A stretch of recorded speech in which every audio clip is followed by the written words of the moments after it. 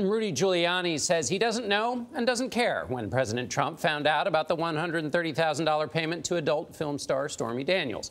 The president's lawyer said yesterday he's focused on the law more than the facts right now. That's a quote. He also indicated that Daniels may not have been the only woman to receive hush money. Paula Reid is at the White House. Paula, good morning. Good morning. Now, Rudy Giuliani has only been part of the president's legal team for about 2 weeks now, but in that time, he continues to make headlines about that 2016 hush money payment to Daniels. His comments are raising new questions about just how much the president knew about that agreement. I would think if it was necessary, yes.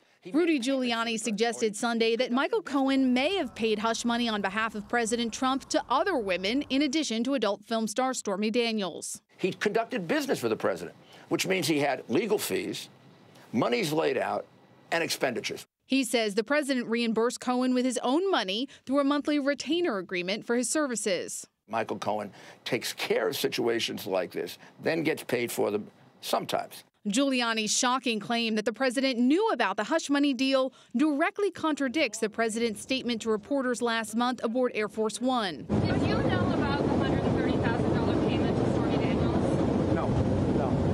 Do you know where he got the money to make that payment? No, I don't know. No. It is time for Rudy Giuliani to be put out to pasture. Daniels' attorney, Michael Avenatti, blasted Giuliani's legal strategy.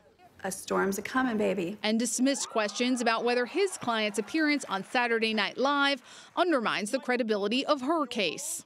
We've proven to be very serious about this case. Giuliani also insisted Saturday on Fox that the payment was not a campaign contribution and was instead an expenditure. Even if it was for campaign purposes, if it was to save his family, to save embarrassment, it's not a campaign donation. Campaign finance experts tell me that it's the timing of that payment that is really critical. And if that money was exchanged in an effort to impact the outcome of the election, then it could be considered a campaign contribution, or at the very least something that the campaign should have disclosed. Now, that payment, that agreement is the subject of complaints to the Federal Election Commission and the Justice Department.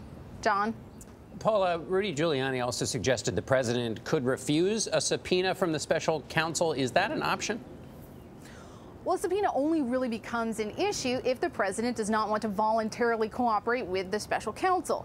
And in his answers to this question, Giuliani pointed to former President Bill Clinton and the fact that when he was subpoenaed by an independent counsel, that subpoena went away once he came to an agreement on how he wanted to voluntarily testify before a grand jury. So it seems that what Giuliani is implying here is that the president's cooperation will be on his own terms. And many people within the president's legal circle believe the best case scenario for the president is to answer questions in writing with the help of his attorneys. But sources with knowledge of the special counsel's investigation say the president's cooperation is still all being negotiated. Lots of rounds of negotiation to go. Paula, thanks.